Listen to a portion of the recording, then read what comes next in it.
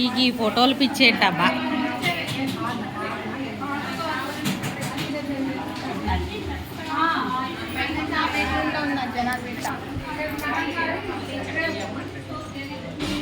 Hi hi, మేము రంజయ్ గారి ఇంట్లోకి వచ్చామండి.